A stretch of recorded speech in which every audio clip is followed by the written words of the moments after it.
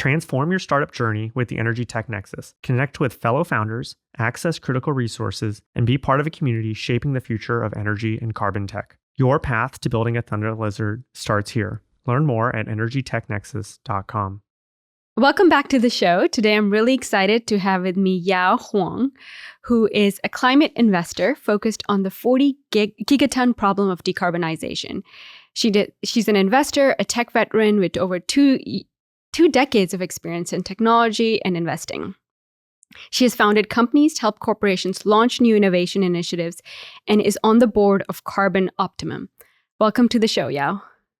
Thank you for coming down here. And she's down here from New York. Really excited to have you here. And I thought we could get started with, why don't you tell us a little bit about yourself, your background, your experience in tech, and then how it eventually led you to where you are today, into climate investing and on the board of Carbon Optimum. All right, I'll tell you my origin story. There you go. Good. There you go. So, I've been in tech for 20 years. I think a lot of people have just been in that. It's the boom space. And during the pandemic, had a lot of time to read books, read Bill Gates' book on climate. And when I put the book down, I had two conclusions, and it led me to change my entire trajectory. The two conclusions were, oh my God, the big boys don't got this, which are like the governments and the billionaires and the people who are in power. Because the conclusion of the book is we don't know how this is going to pan out. We don't know what the solutions are. He lays out all the different ways CO2 is coming out. He lays out the different solutions there, but it's like, we don't know. And then the other conclusion was, and this was probably very naive of me, like I knew this was happening, but I didn't know it's going to impact me so much. I didn't know I was going to suffer. I thought I'd be dead by the time the suffering started. And so the point that I was going to suffer, I was like, I should probably do something about this. If I have the resources and the opportunity and we're at the moment in time we could make a change, let me put down the keyboard for code, whatever, and let's see what I can do. Anything. I want to at least try in my lifetime if this is how I'm going to go. And now you see it. A lot of people are suffering in different ways. Biggest hurricanes you've ever seen, fastest winds, floods where there were no floods, safe zones are no longer safe, fires everywhere. And that's a lot of suffering. And so it's like, what can we do to reverse this? And the science tells you, and we look for solutions, and every scientist has, you look at the science community, they've come up with everything already. So now how can we get it out there? So I don't have to invent the wheel. I just need to get it rolling. And so that's how I got into the space. And I started knowing nothing. And I took courses at Stanford. I had mentors. I read a lot of books. I had advisors. I looked at a lot of deals. And basically, I went into the area I knew, which is investing. So I was like, all right, I had my investor friends send me a lot of deals and I started looking at them. And talking with the founders is how I got educated. And I made a few decisions that led to my thesis, which is if we don't have a lot of time and I want to make change, I need solutions that are ready to go. And 90% of them are still in R&D phase. So they know, they just haven't figured all the components out. So I'm like, can't be involved with those right now. I'll only look at the ones ready to go. And with teams that are pure in mindset. So I think the climate community has a lot of that. By pure in mindset? Yeah. So the climate community, I think you have a lot of that. In tech, less so. Tech is all about making money, getting rich, Lamborghinis, right? Right?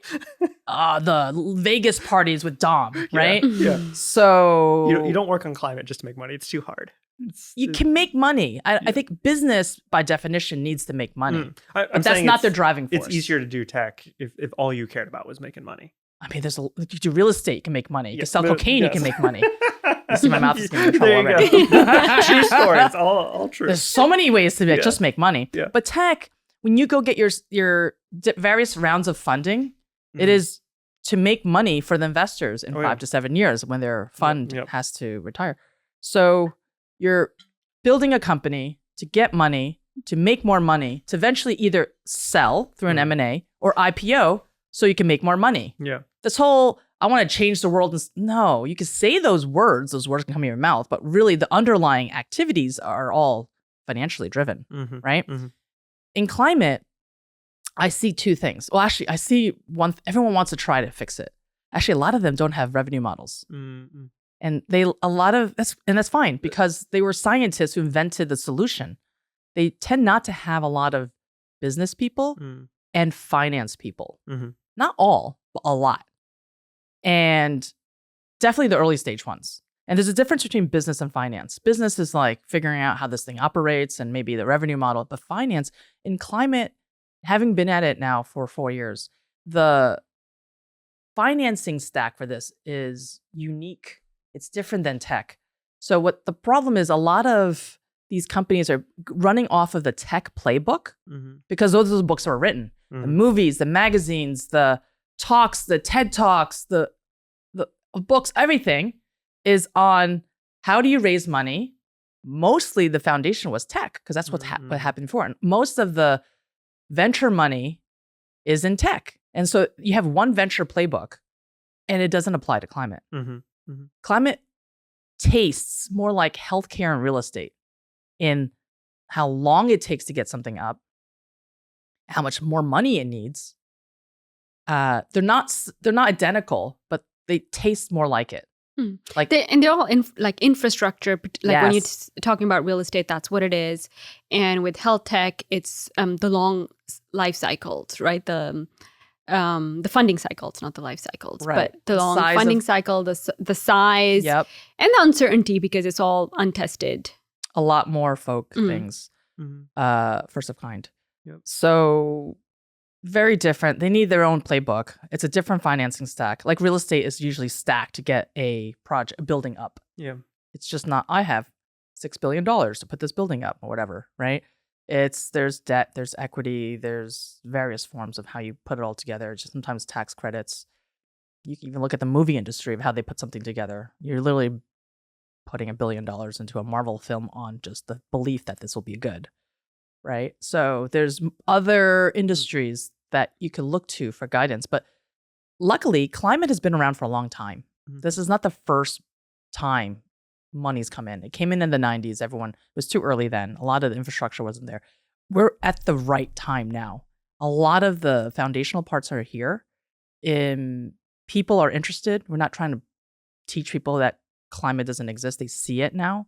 In fact, we've passed the point of no return. Right? The 1.5 degrees everyone was talking about forever.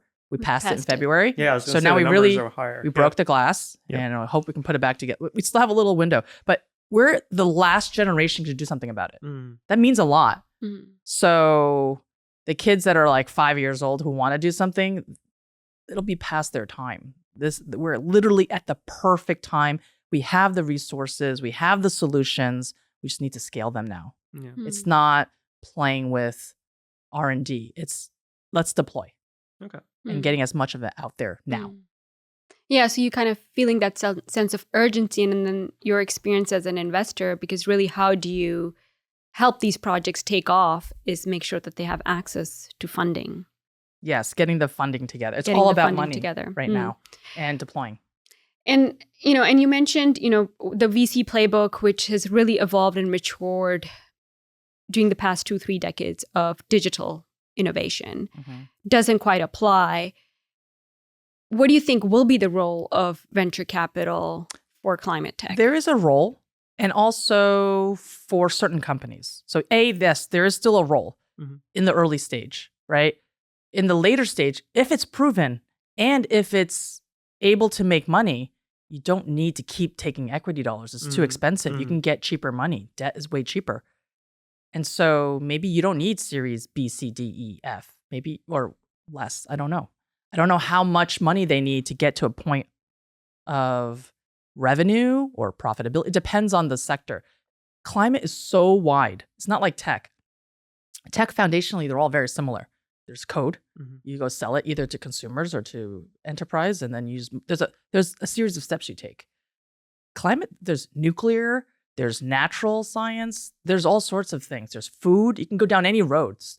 And that's kind of one takeaway I had early on, which is the fire hose is too big. I can't look at everything. Let me pick a lane. So I specifically picked decarbonization. What can we do to remove CO2 at large scale? How can we solve that big problem versus every problem, right? Now, back to VC. I have a lot of colleagues who also shifted from tech into climate. And so the closest to them would be software. So they invest in software solutions in climate. Well, it doesn't really solve the problem. You're playing in the sector. But the problem is CO2 being emitted from heat sources and chimneys, burning things. Software doesn't do anything. How do you remove CO2 emissions from that? This is infrastructure. And throwing $1 billion of software at it doesn't really help. There's a lot of analytic tools. The most interesting in the software play could be like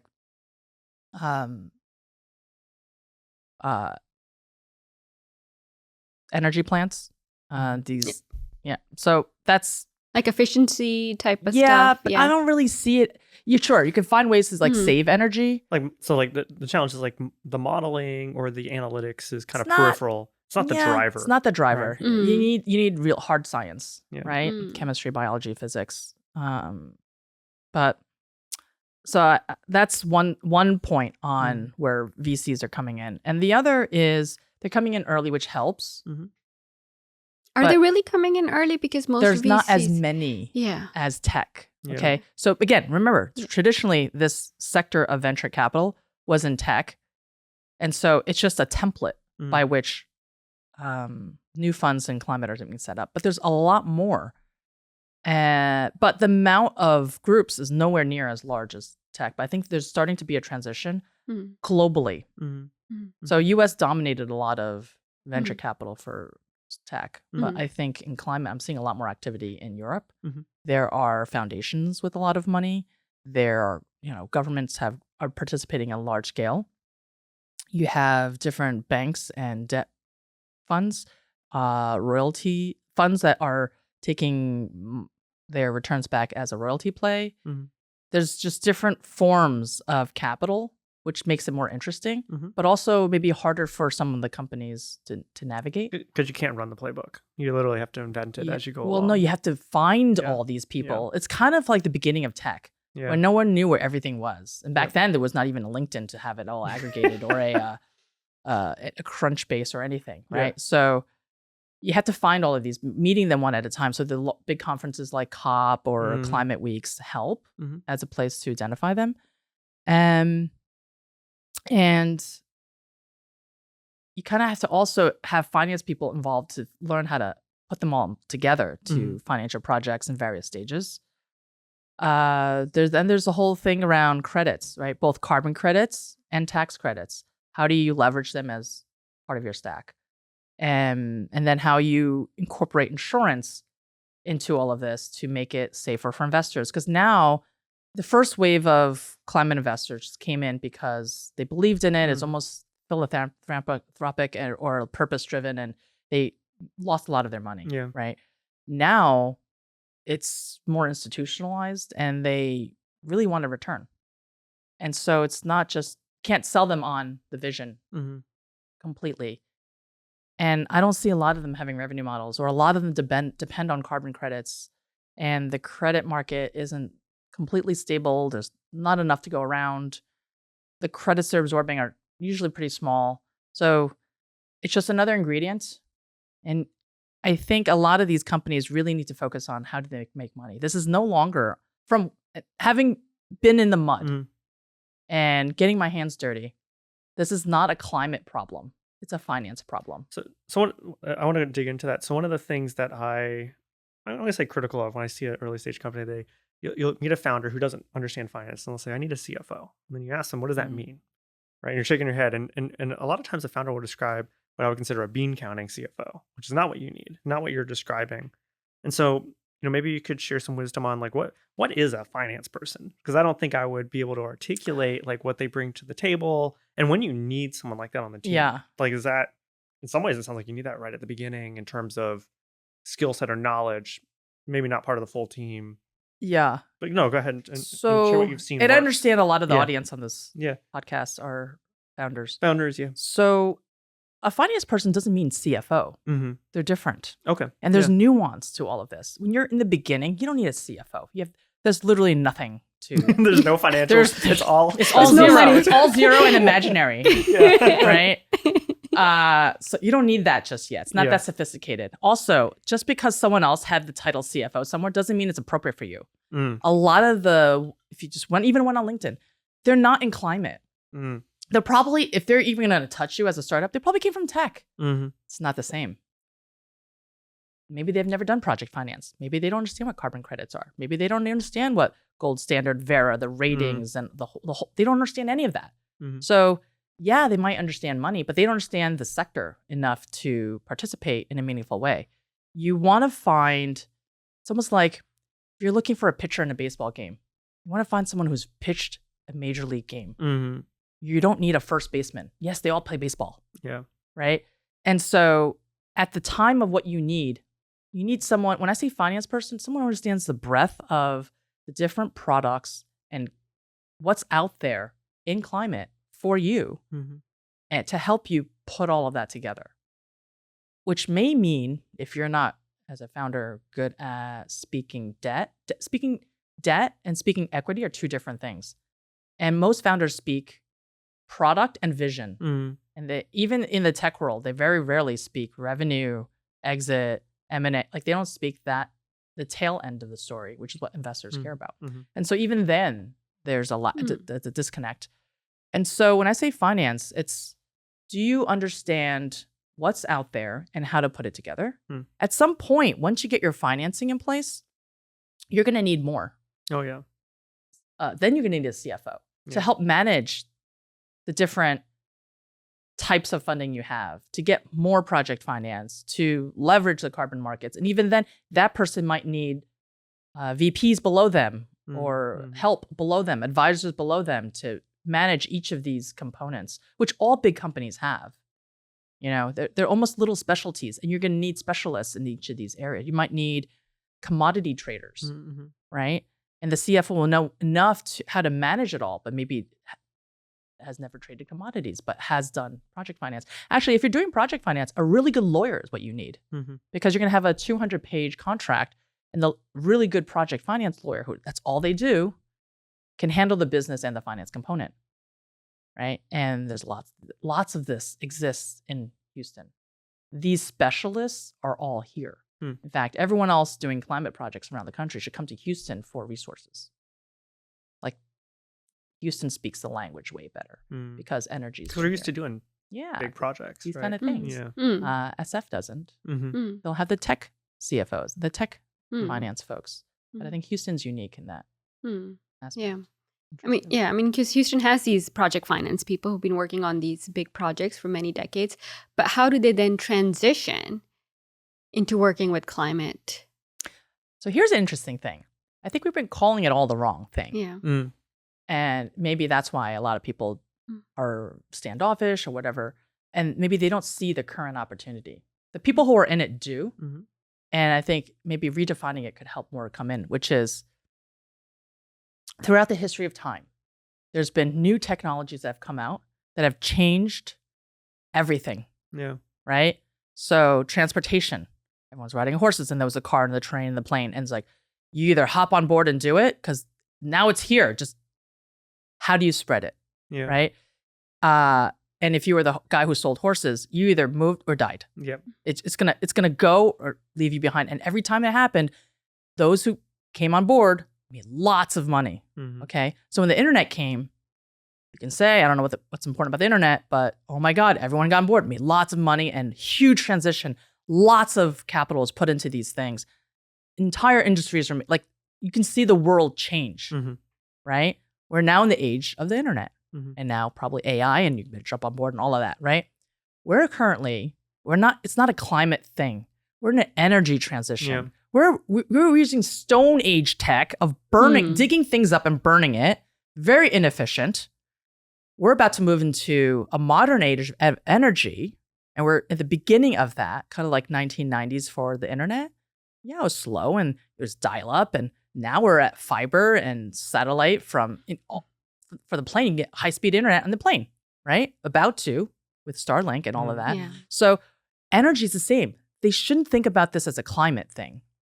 Okay. So that's something we've got right here in Houston is we use the energy transition language a lot more than the climate language. Think about it. Like Mm. if you're digging out of the ground, you have to transfer this oil or coal or whatever from one place to another. And then you have to keep digging and transferring and burning and all this. Or I put a solar panel out there. The sun hits it. It creates energy. And as you do more of it's cheaper and cheaper and cheaper, right? So if mine is cheaper than yours, I'm going to beat you. Yeah. And the economics itself, I'm telling you, this is a money thing. It's not a climate thing. The economics will lead to the transition. The plane will get you from New York to San Francisco faster than your horse, and people will pay me money to ride my plane, right? Just like there's a new plane that'll take me from New York to Sydney in 3 hours, right? Yeah. People will start paying for that, and that will grow. These are what leads to transition. And there's an energy transition coming. Everyone's moving in this direction, and that's not going to stop. There's just cheaper ways of doing it. Yeah.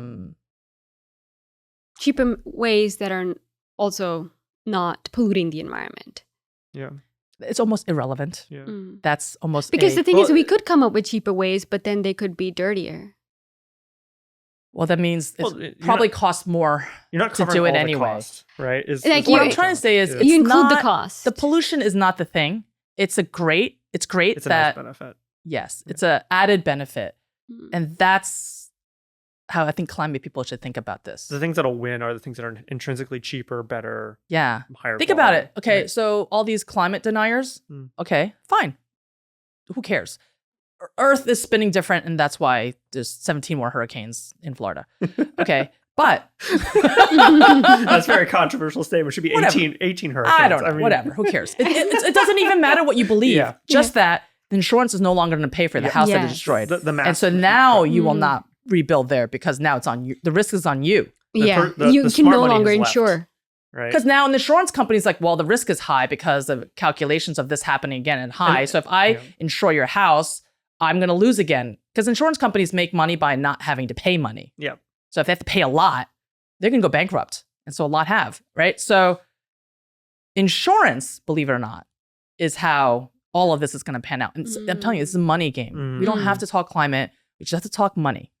Right? Because eventually the impacts of that pollution or whatever, that CO2 that we're emitting is going to pan out in money terms. Yes. In terms of whether we have to pay for more insurance or it all ties higher health back. cost because our air is not good quality anymore. We can't So breathe if you properly. want solutions to be deployed in more places, you need more money. That money is not venture capital. Talking about what, $70 billion in all, and counting the life sciences, the tech, all venture. It's like $70 billion, right? You're gonna need trillions. That asset class is not gonna get you there. And it's the most expensive. You're going to need banks. You're going to need debt. You're going to need all these other forms. And that's a very different language. I think a lot of these founders do not understand. And it's all about money. How do you get my money back? Yep. I don't know. Well, how are you going to mitigate the risk? I don't know. What risk? What? You don't even know, right? So you need a whole different language that's not taught, or very little, I think. It's not taught. No, I mean, it's true. I mean, you can go get a PhD and create these great climate tech solutions. But it's not even taught in the accelerators, I think, is part of the challenge. Because all the Yeah. acceleration programs are like focused on how do you build a tech company. A tech company. They'll tell you about VC. Yeah. Or seek and how to raise angel capital. They're playing off of a 20-year playbook, and we're in 2024. It's a very different situation. Yeah. And also, there's a lot more of these now. Yeah. A lot more project finance that have shifted from different infrastructure projects to here. Actually, I find that real estate investors and real estate people understand this more because they're used to having projects where there's you need to get licenses in order to move forward. You might not even see $1 for another 3 years because you have to get the building up, and there's complexity in how you put a building together, right? Are you ready to lead the decarbonization charge? Energy Tech Nexus is your platform for growth, offering unique resources and expertise for energy and carbon tech founders. Join us at energytechnexus.com and start building your Thunder Lizard. Do we want to talk about Carbon Optimum? Sure. Yeah. Tell us about what it is. Tell us about how you got into it. Yeah. Tell us that story and then exactly what is it that you guys do. So when I first got into this space, I spent a lot of time looking at deals. I told all my investors, send me deals. I want to look at some deals. So I looked at all the deals, and a lot of them were too early, Mhm. right? It's like, my thesis was, I have two big bullet points. One, I'm going to pick one problem, solve it. Mhm. I'm not trying to bet on 17 horses. I want to solve the problem. So through that lens, and I want it to go now, right? I can't have, if we had another, $2 million, then we can do 5 more years of R&D. Like, no. Like, can we put it in the ground now to absorb CO2? What is that solution? I don't know. So I looked at a bunch of deals. It took me a long time, and I came across this one, and it just checked all the boxes. Did diligence, invested, joined the board. And what this company does, it hits what I was talking about before, which is it solves a problem, but also makes finance, makes money, profits. And so it essentially is growing algae in a photobioreactor tank. And what that means is all the ingredients are inside this tank: the light, the nutrients, the water, and the CO2, which are needed to grow any plant that you've ever seen: trees, grass, bushes, all the things. And so it's in a contained ecosystem, completely monitored, measured, adapted for. So this algae grows very nicely and very quickly in high volume. And it's actually one of the fastest growing plants that we have out there, which you need because the faster it grows, the more CO2 absorbs. And so what we do is we put this next to the polluting sources. So the biggest polluting sources are coal-powered energy, cement, steel. These are big industries burning coal or various forms of fossil fuels for heat to process either energy for power on the grid or melting metal, creating cement. So we put that next to these facilities, and they already are piping the gases out. So we just redirect the gases. We parse out anything we don't want, and we make it just the CO2. Pump it into our tanks, and the CO2 is gone. The algae will take it up, absorb it, eat it, gone. Okay. So now you have clean coal. The coal facility can exist until solar is everywhere, wind is everywhere, some other solution is everywhere, fusion is everywhere, whatever, right? And then the older tech, the horse, will go away in lieu of the plane. And then the plane eventually will go away in lieu of something else. Technology keeps moving forward. And so what this technology does is it uses plants to absorb CO2. Very simple science, 8th grade biology level, okay? And then what we do is we empty, it's a great solution. How do you make money? We empty the tank, which you grow all this algae. When you empty it, it's called biomass. You process it into a variety of commodities. Oil is one. Texas loves oil. We can make oil. The same way Earth made oil, we can make it in 24 hours, right? And this science is also well studied. Everyone knows this. And actually, every oil and gas company has had an algae department trying to make oil, right? Then we can also make fertilizer and sell that. We can also make food components and nutraceutical and vitamin components and sell that. All of this makes it extremely profitable, multiples more than the cost to make the algae. And so it becomes a very, very profitable endeavor while also cleaning all of the CO2. And quickly. It's quick, it's cheap, it's easy, and it's profitable very quickly. So it has a lot of components that makes people think that this is like too good to be true, but literally it's trifecta. But you know what it is? We just copied nature. That's why it's so efficient. You don't have to come up with science. We're just harnessing how the ocean works. And the ocean has been removing 1/3 of the global CO2 emissions this whole time. We've maxed it out though. So it's like a nature-based solution. We've copied it and used tanks. And used tanks. Almost like and vertical technology. farming. So traditionally, we've been doing this for decades. This is not new. No. Growing algae is not new. You can just dig a hole in your backyard to have some algae right away, right? They've been doing it in Happens ponds. in our backyards all the time. All the time. Yes. Right? So it grows in a pond. Yeah. Everyone's been growing in a pond. The problem with the pond in using the sun is that the sun is not 24/7. The pond is horizontal. So if you want a lot more of this stuff, you're going to need a lot more land. You need like surface area to interface with the air. So too much land. It's not efficient. Also, sun is not efficient because yesterday was cloudy and there's no sun. So if there's no sun, it's not growing. If it's not growing, it's not absorbing CO2, right? And also you don't get enough product to make it profitable. So in the end, even if you had enough land, you still have to make money. So you have to harness enough of this product. And also having it outside is inconsistent, has a lot of contamination. And so if you're doing it in a tank, we're making pharmaceutical grade algae. We don't need a lot of land. 80 tanks can fit on 1 acre.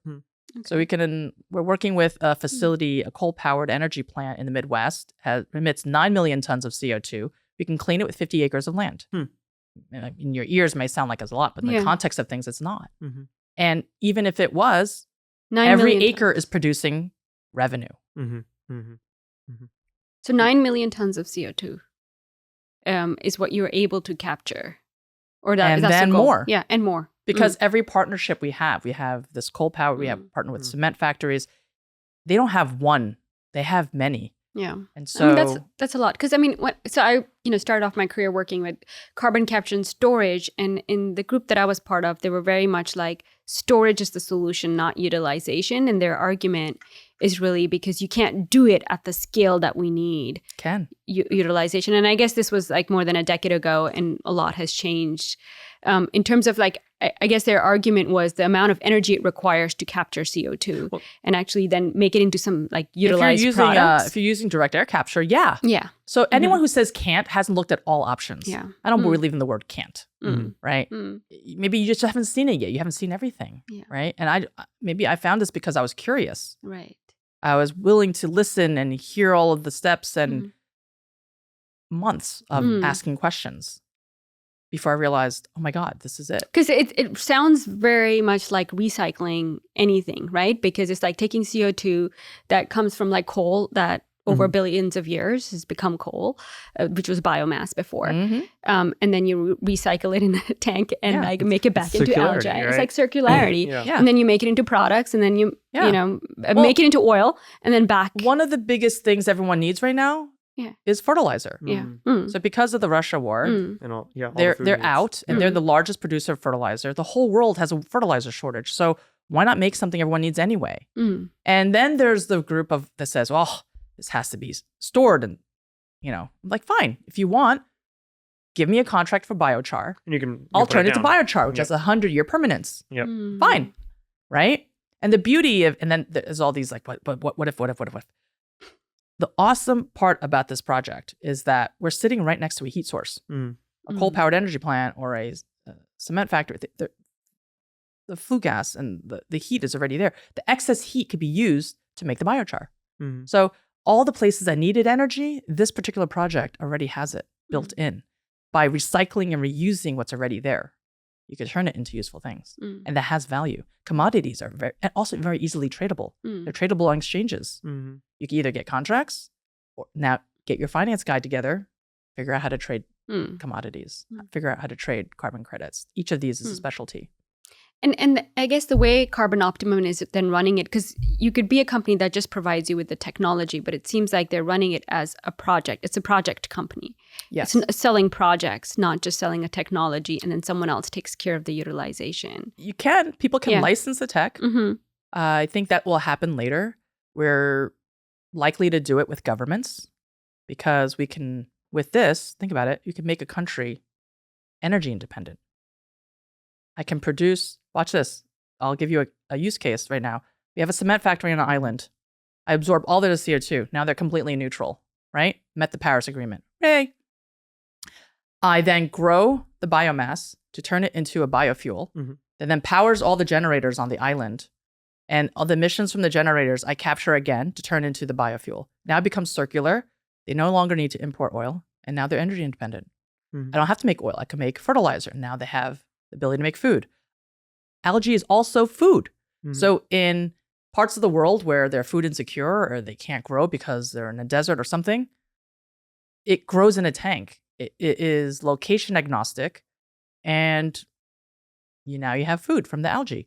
The biggest food companies have been increasing their patent portfolio of algae products, of food that you can make from algae, because they know that there is a shortage of food globally. This is really cheap to make. It is highly nutrient rich.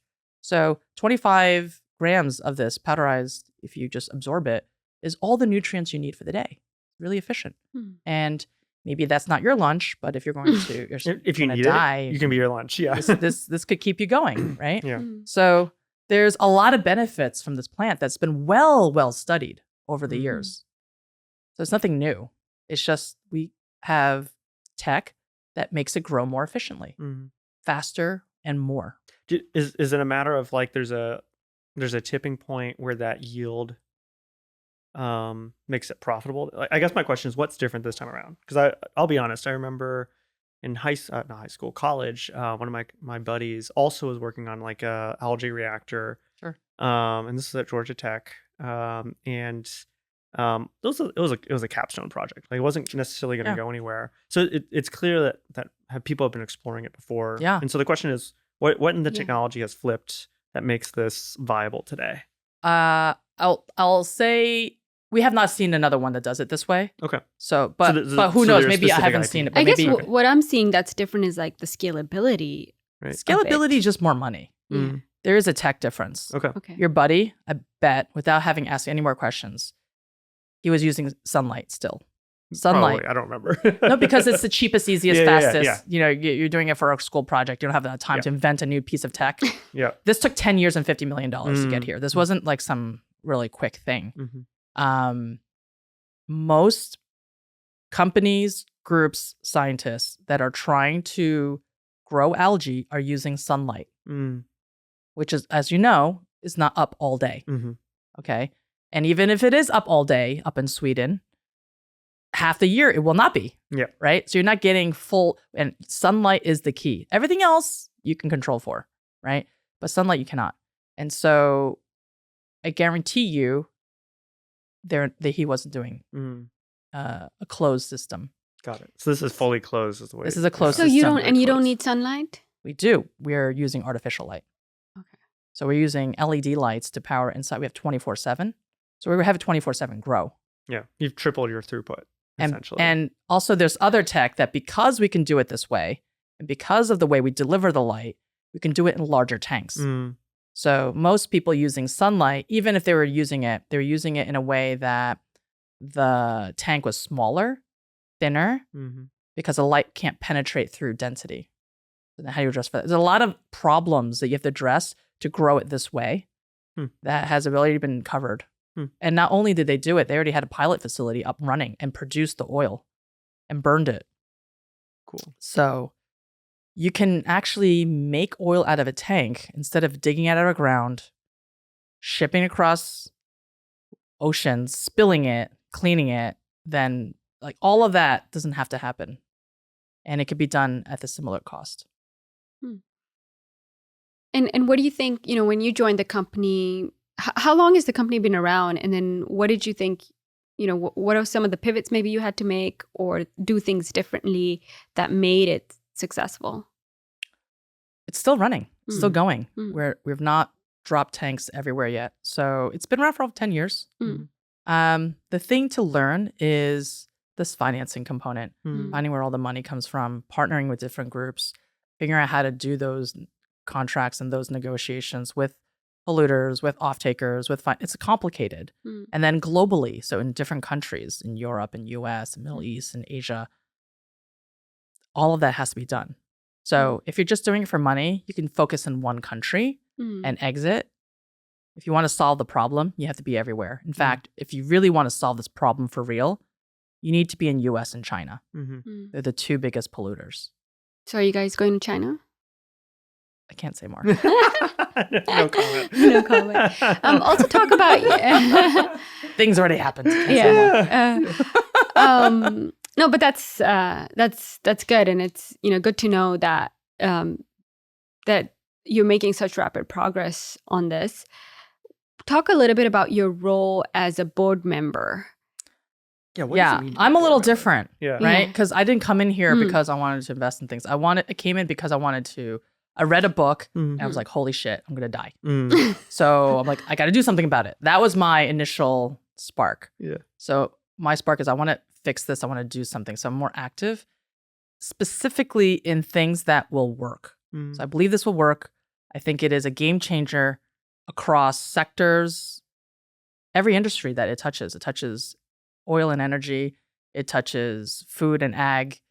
Touches CO2 removal. It touches, we're going to create new finance products, international trade. Like, it's just fascinating what's happening. And I want to help. There's so much happening. They need the help. So I was like, happy to chip in, Mm. right? And Mm. you don't have to pay me, so I'm like free help. And I have a network. Let me tap it. Let me make it useful. Every step of a deal takes lots of meetings, Mhm. and there's only so many hours in a day for anyone to do that. You're going to need a lot of bodies to have all those conversations. Do you think climate startups or energy transition startups or more hard tech companies need more board members like that who are more proactive?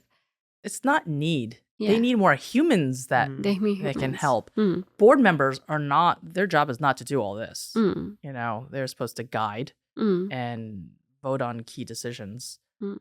They're not supposed to work. Normally they don't. Mm. I'm unusual in that I want to because, you know, I believe in it.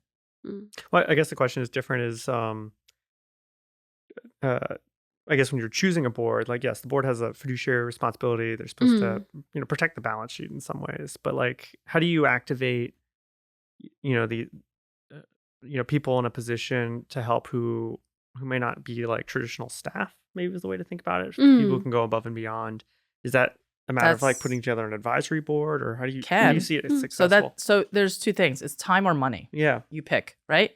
So if you're not going to pay someone and you want them to help you, you as a founder, CEO, whoever is doing the convincing, needs to be able to convince them and then convince them every day, every week, every month. So in exchange for, I don't know, $10,000 a month paying salary to someone to do X work, you have to maybe give up 4 hours a month per person to motivate. Yeah.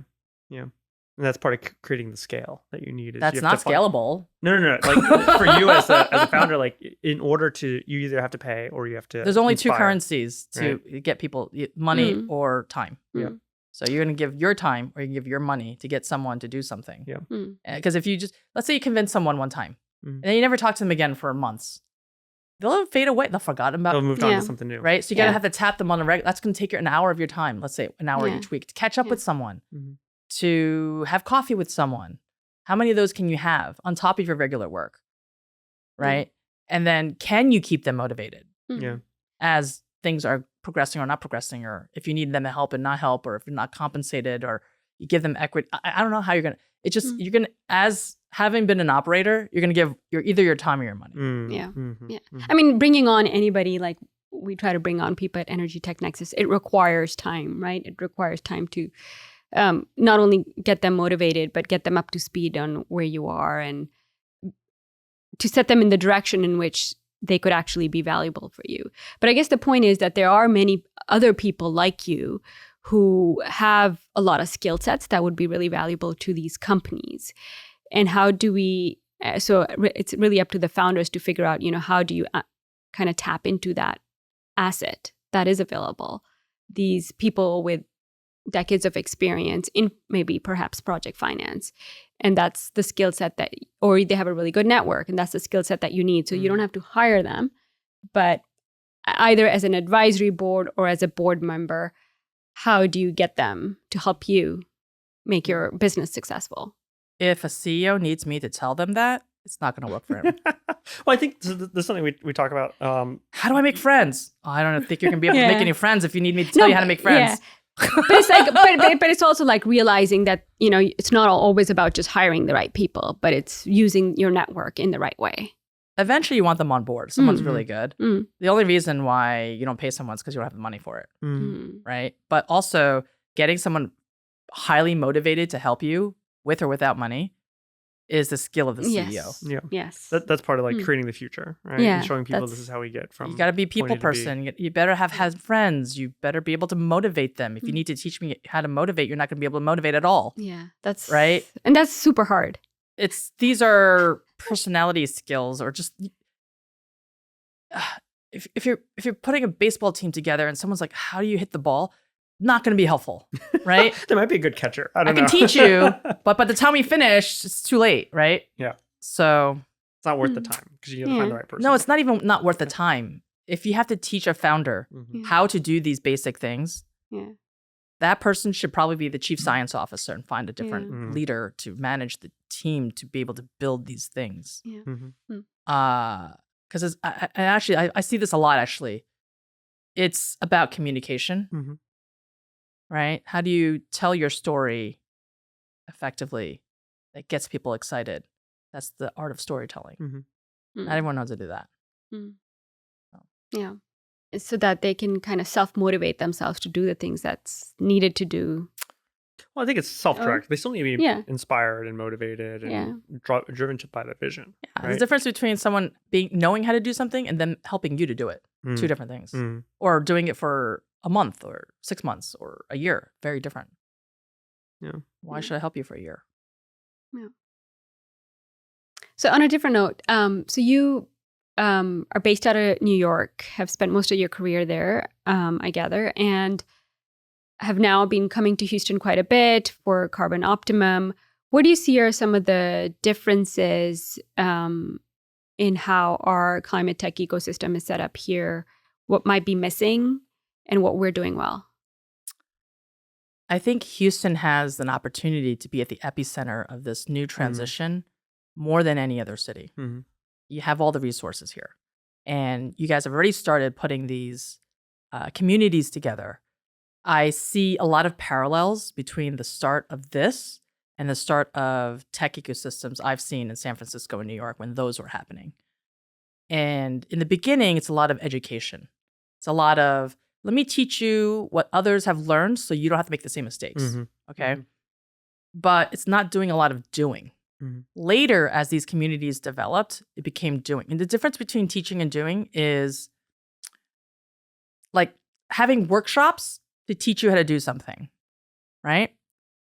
Then having a group of people who will do it for you. We don't have time to learn. We have to do it now.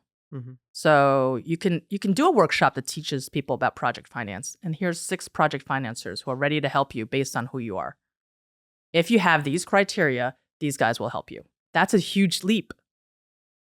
And if your organization offer the doing part for everyone, huge difference. We're starting to see that switch, not necessarily with internal to us, but individuals with a skill set from traditional energy saying, look, I'm available. I want to help with this. I know how to do it.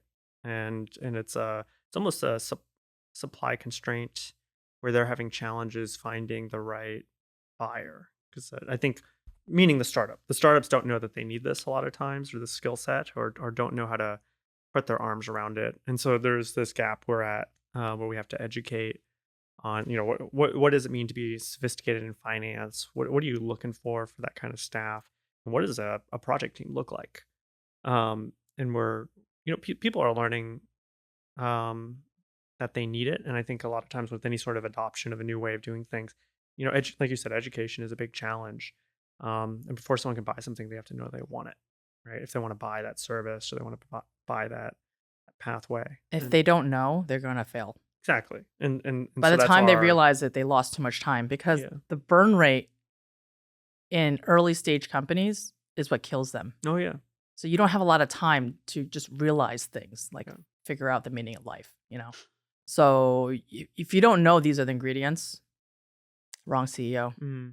That's why there's a high failure rate. Yeah. Also, different startups have different products. So their financing will be very different. Yeah.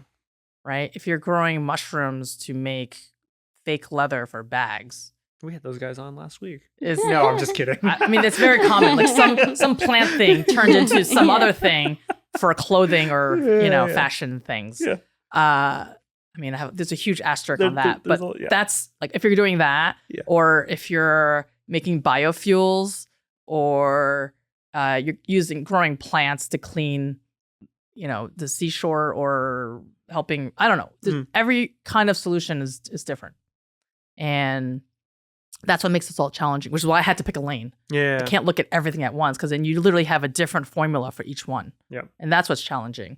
So as education goes, you could start with like, here are the big forms of financing that is different than tech. You start there. And then here's where these could apply, and maybe have some case studies, right? But having the resources available so that they say, okay, I want to do that. So instead of them having to find it, having it available, that's huge right there. And those that are in the community here that are willing to help. Have you interacted much with startups from the Houston ecosystem? Some. Yeah. Any kind of takeaways, any insights on like what's happening here versus like what you see in other parts of the US? Well, the ones here are a lot. I like them a lot more. They're further along. They understand a lot more. Everyone here understands the language. I think. I mean, I engage with them for advice and feedback. Not all of them are in my one particular. I'm very narrow, right? And eventually I'll get into other sectors, but like I want to pick one problem, solve it, pick another problem, solve it. Like the next one I want to touch is like PFAS and water. And there's going to be a bunch of companies there, but that's each lane at a time. Yeah. Which is not how everyone else addresses it. And that means when I solve it, it could be one company, it could be two. And if that's all it is, that it's done, we move on to the next one. I think more companies from other states will start coming here if you get some successes out. And you don't even need to have an exit. Yeah. Just get a projects up is enough. That's huge. Yeah. And if you can align the state with strategics, with funding together, there you go. And there's nowhere else that can do it easier than here. I think we should end with that. Yeah. Except for I want to go ahead. talk about. I gotta get going. Oh yeah, you need to get going.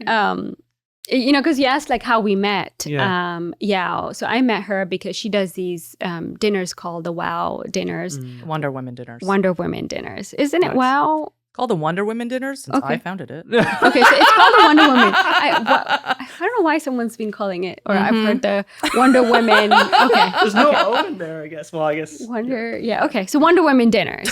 So talk to us a little bit about that, and talk to us a little bit about that concept. Yeah. That's how I initially got to Houston years ago. Okay, before all this was popular. It started with a group of people having dinner. We invited more friends, and then friends would leave New York, because it started in New York.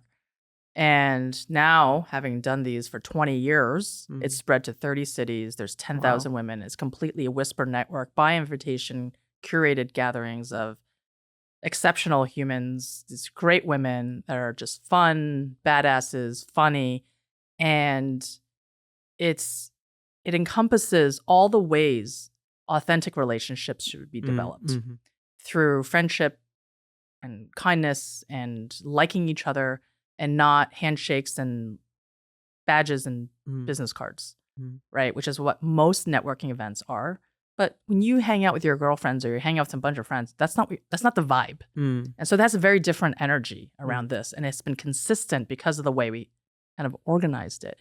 And all the things I've learned and made mistakes along the way have now learned how to make strangers become friends over a course of one dinner breaking bread.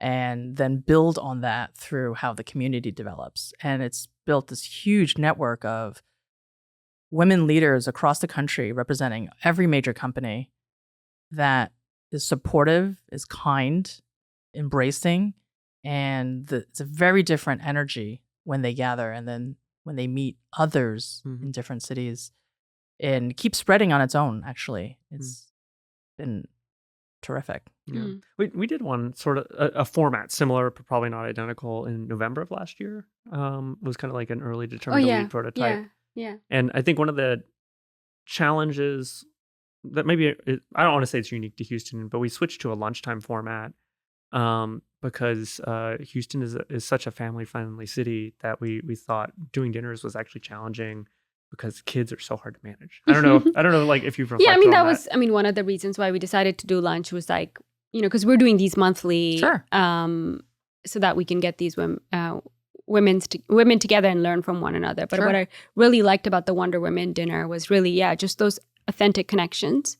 And not feeling like you have to flaunt who you are, but like just be there and make that every day. I'm just flaunting.